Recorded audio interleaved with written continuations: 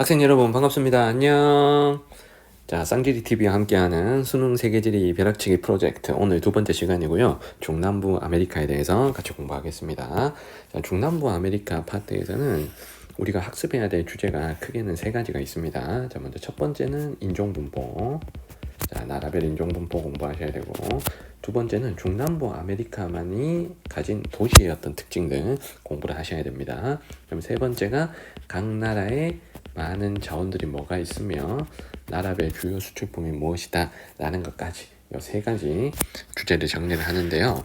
물론 그 나라가 어디에 위치해 있는가 라는 위치 학습도 같이 병행이 되어야 됩니다. 자, 지도에 나라를 찍어놓고 출제를 하기 때문에 요 중남부 아메리카의 나라들의 위치 반드시 아셔야 돼요. 자, 그래서 먼저 백지도를 보고 나라를 먼저 복습을 하겠습니다. 여러분들 다 외우셨을 것 같은데요. 혹시라도 모르는 친구도 있을 수 있으니까 자, 1번 나라부터 한번 해보겠습니다. 자, 1번은 브라질이고요. 자, 번호 순서대로 갈게요. 자, 2번은 아르헨티나. 자, 브라질, 아르헨티나 사이에 조그만 나라 3번이 우루과이고요. 그 다음에 4번은 파라과이입니다. 자, 태평양 쪽에 길쭉한 5번의 나라가 칠레. 자, 바다가 없는 내륙 국가인 6번이 볼리비아. 자, 7번이 페루고요. 자, 8번은 적도가 통과하는 나라 이름이 적도인 에콰도르. 자, 에콰도르 위에 커피 유명한 콜롬비아가 있고요. 자, 콜롬비아 오른쪽에는 자, 석유가 유명한 베네수엘라가 있습니다. 자, 11번 멕시코. 다 아실 거고, 카리브해 섬나라는 두 개만 찍어봤습니다. 자, 12번이 쿠바. 자, 13번이 자메이카. 적어도 요 13나라 정도 위치, 이름, 그리고 특징은 여러분들이 좀 기억을 하셔야 됩니다. 뒤에 우리가 인종분포, 도시특징, 자원분포를 공부할 때 이 13개 나라 위주로 공부를 할 거예요. 자, 그러면 첫 번째 주제, 인종분포에 대해서 간단하게 복습을 하도록 할게요. 자, 라틴 아메리카에는 크게 4개의 인종이 살죠. 먼저 원래부터 있었던 원주민이 있고요. 그리고 유럽계 백인들이 건너왔고, 유럽계 백인들이 플랜테이션 농장의 노동력을 확보하기 위해 아프리카계 흑인을 데리고 왔고요. 자, 노예 무역으로 강제로. 자, 그런 다음에 이 세 개 인종의 혼혈이 진행이 되었죠. 그래서 현재 라틴 아메리카에서 가장 많은 인종은 혼혈이 되겠습니다.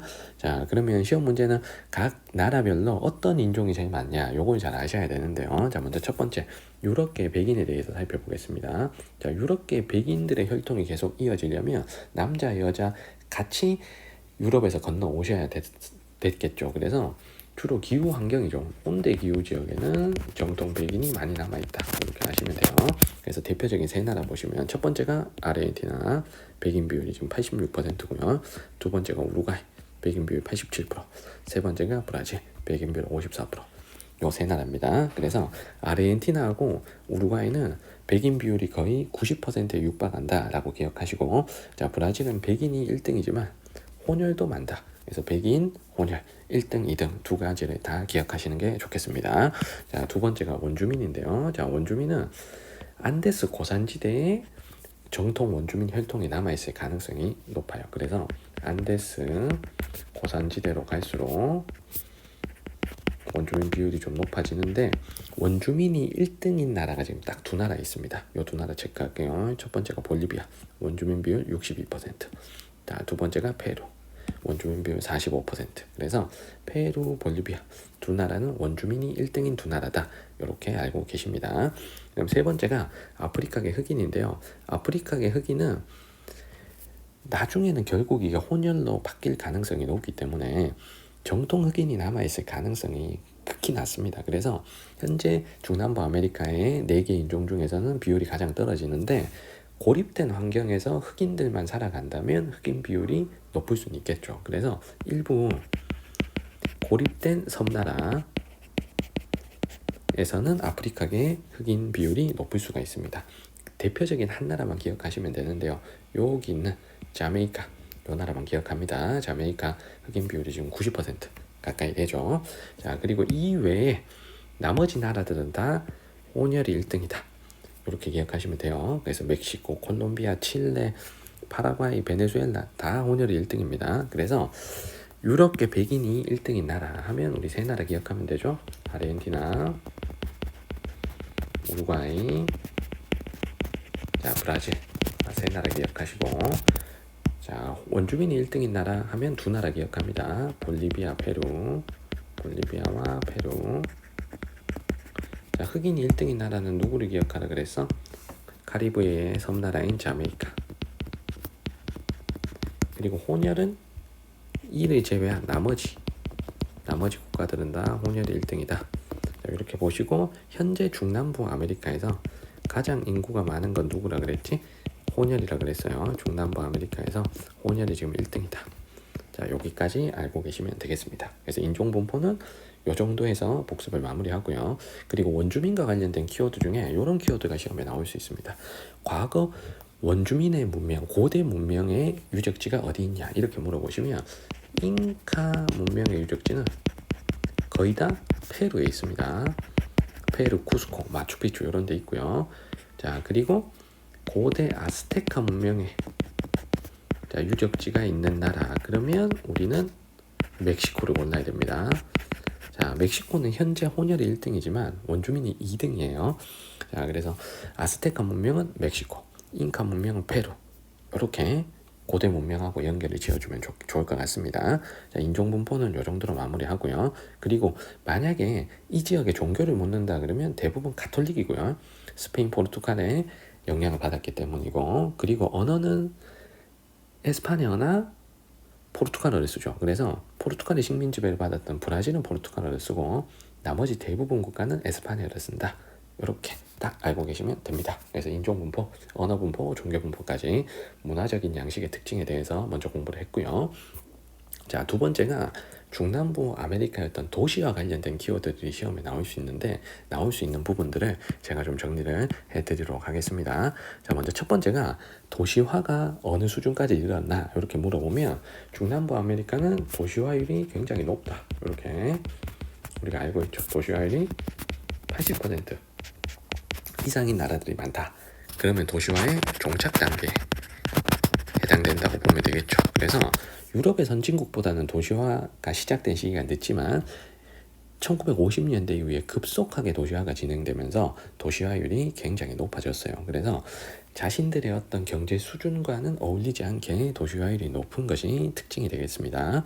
자, 그만큼 급속한 이촌양도가 진행이 되었다.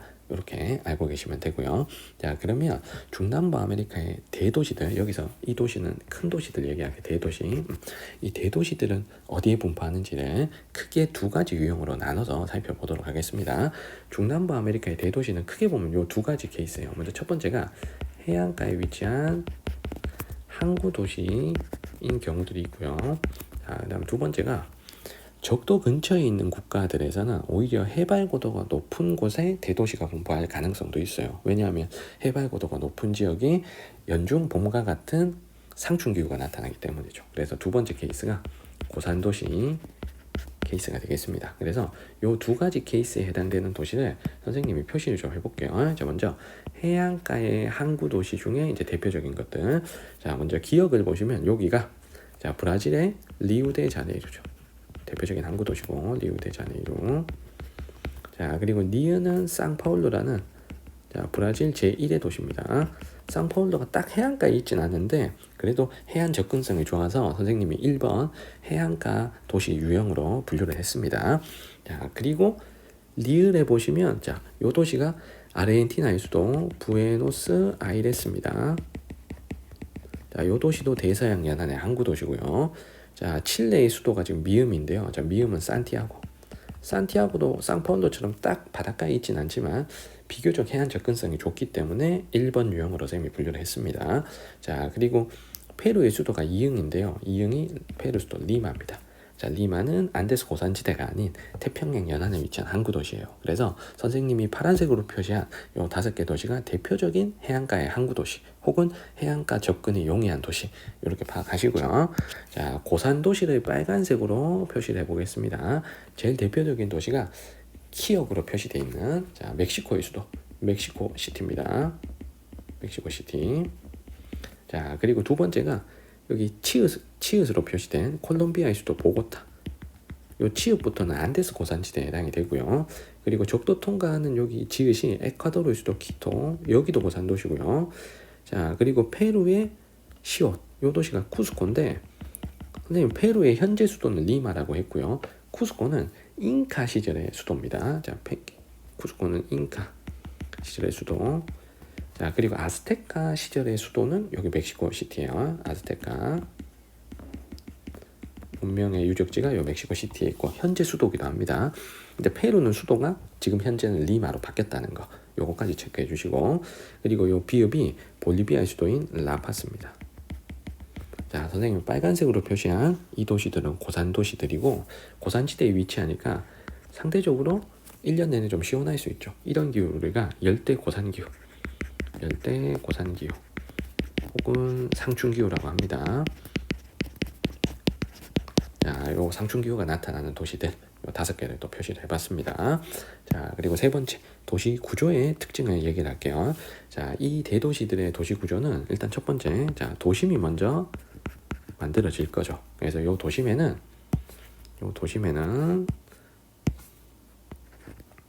자, 에스파냐나 포르투갈 사람들이 도심을 개발했기 때문에 광장과 성당과 뭐 시청 건물, 자, 이런 것들 통치의 핵심적인 기능을 배치를 하고요.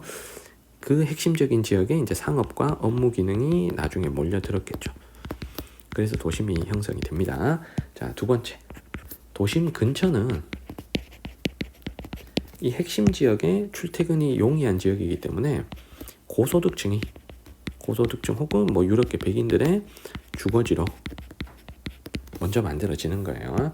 자, 그런데 나중에 자, 농촌에서 일하던 혼혈이나 저소득층들이 급속한 도시화에서 도시로 막 이사를 오게 될 때 도심 근처는 이미 고소득층의 주거지가 이미 완성이 됐기 때문에 외곽에 나가서 그들이 살 수밖에 없는 겁니다. 그래서 이 외곽에는 저소득층 주거지구가 형성된다. 자, 그럼 이 저소득층 주거지들이 대부분 이제 불량주택지구가 될 가능성이 높죠. 이런 곳들을 우리가 슬럼가 라고 합니다. 각종 도시 문제의 온상이 도시 외곽의 슬럼가에서 주로 나타나는 거고요. 이런 슬럼가를 대표하는 곳이 브라질의 파벨라죠. 브라질의 어떤 산동네들을 우리가 파벨라라고 합니다. 이런 파벨라의 어떤 슬럼가 문제, 자, 이런 것들까지로 이어지셔야 됩니다. 그래서 중남부 아메리카의 대도시는 도심 근처에 고소득층이 살고 외곽에 저소득층의 슬럼가가 나타난다. 이렇게 아시면 됩니다. 자, 그리고 마지막 도시 문제는 크게 세 가지를 살펴보면 돼요. 먼저 그들의 어떤 경제 수준에 어울리지 않게 도시의 인구가 너무 밀집되어 있죠. 이런 문제를 우리가 과도시화라고 합니다. 그래서 주택이 부족하고 학교가 부족하고 일자리가 부족하고 그래서 각종 범죄 뭐 이런 것들이 많아지는 문제, 이런 걸 과도시화라고 하고, 특히 이 과도시화 중에 도시 외곽에는 슬럼화 현상이 심각하다 그랬죠. 불량주택지구 문제. 그래서 과도시화와 슬럼화 요거 2개 기억하시고, 자, 그리고 이들이 이촌양도할 때 기왕이면 그 나라에서 가장 큰 도시에 가서 일자리를 구하고 터전을 잡고 살고 싶어 하겠죠. 그래서 1등 도시에 지나치게 인구와 기능이 집중되는 종주도시화 현상이 나타납니다. 그래서 이 종주도시화는 우리가 이렇게 기억하셔야 돼요. 종주도시화는 1등 도시와 1등 도시 인구와 그 나라 2등 도시 인구를 비교하는데 2등 도시의 인구에 2를 곱해도 1등 도시 인구가 많은 경우를 종주도시화라고 해요. 그래서 라틴 아메리카 대부분 나라들이 종주도시화가 있지만 요거 하나는 조심해야 됩니다. 자, 브라질의 1등 도시가 상파울루고요. 2등 도시가 리우데자네이루인데 브라질만큼은 1등 도시와 2등 도시의 인구가 거의 차이가 없습니다. 자, 그렇다면 브라질은 종주도시화가 있는 거야 없는 거야? 브라질만큼은 종주도시화가 없는 거죠. 자, 요거를 조심하셔야 되고요. 그리고 브라질 하면 또 조심해야 될 한 가지 키워드가 뭐냐면 브라질은 현재 수도가 상파울루, 리우데자네이루 1, 2등 도시 중에 수도가 없습니다. 원래 수도가 리우데자네이루였다가 1970년대, 80년대에 내륙 개발을 위해서 수도를 여기로 옮겼어요. 디귿으로 옮겼어요. 이 디귿 도시가 브라질리아고, 자, 브라질의 현재 수도는 내륙에 위치한 브라질리아입니다. 여기가 수도입니다. 알겠죠? 자, 그래서 브라질은 조심해야 될 게 1등 도시 도시가 수도가 아니다. 그리고 종주 도시화가 없다. 요거 두 개 반드시 기억하셔야 됩니다. 자, 그리고 남미의 어떤 도시들을 가지고 기후 문제를 잘 내거든요. 그래서 선생님이 빨간색으로 체크한 고산 도시들은 대부분 열대 고산 기후다 라는 거 아시면 되고요. 나머지 도시들도 내가 기후를 가르쳐 드릴게. 자, 브라질리아 남반구 사바나고요. 상파울루 리우데자네이루는 자, 사바나 혹은 온대 겨울 건조기요. 요거 둘 중에 하나가 나옵니다. 거의 온도가 요 열대와 온대 경계선에 위치하니까 요 둘 중에 하나라고 기억하시면 되고, 부에노스아이레스는 온난 수변기후, 산티아고 지중해선기후, 리마는 사막입니다. 사막. 여기가 아타카마 사막이 시작하는 곳이기 때문에 사막이 되는 거예요. 그래서 도시와 관련된 특징 키워드 정리했고요. 그다음 세 번째가 그들이 발달한 그들이 많은 어떤 자원 분포를 좀 정리를 하겠습니다. 그래서 시험에 잘 나오는 나라들 위주로 정리를 할게요. 자, 먼저 첫 번째 나라 5번의 칠레부터 정리합니다. 자, 칠레 하면 대표적인 자원이 구리입니다. 이거 무조건 외워야 돼. 자, 칠레 하면 구리. 그래서 첫 번째 칠레, 구리. 자, 두 번째 10번의 베네수엘라 체크할게요. 자, 베네수엘라의 주요 수출품 석유입니다. 석유. 자, 요 두 나라가 일단 시험에 제일 많이 나옵니다. 자, 칠레 하면 구리, 베네수엘라 하면 석유. 요거 두 개. 자, 반드시 기억하시고요. 자, 그리고 1번 나라. 자, 브라질 해볼게. 자, 브라질은 수출품 자체가 되게 많습니다. 자, 먼저 첫 번째가 철광석이 있고요. 그럼 철광석은 순상지에 주로 매장돼 있잖아. 그래서 브라질이 순상지다 라는 걸 우리가 유추를 할 수가 있고요. 자, 그리고 두 번째가 콩, 옥수수, 소고기 수출이 많습니다. 요 셋은 열대림을 불을 태워서 소 방목질을 늘리고 이 소를 가축 사육을 하기 위해서 콩, 옥수수 같은 사료용 작물도 많이 생산을 하는 거죠. 그래서 콩, 옥수수, 소고기는 열대림 파괴와 관련되고요. 자, 그리고 열대 작물인 커피나 사탕수수 같은 것도 수출을 많이 합니다. 그 중에서 가장 중요한 건 요 철광석이에요. 알겠죠? 자, 그래서 칠레의 구리, 베네수엘라의 석유, 브라질의 철광석과 여러 농축산물들, 자, 요거 반드시 기억하셔야 되고요. 요 세 나라가 시험에 제일 많이 나옵니다. 자, 그 외에 나올 수 있는 나라들 3개만 더 체크를 하겠습니다. 자, 11번에 멕시코고요. 자, 멕시코는 공업 제품 수출이 많습니다.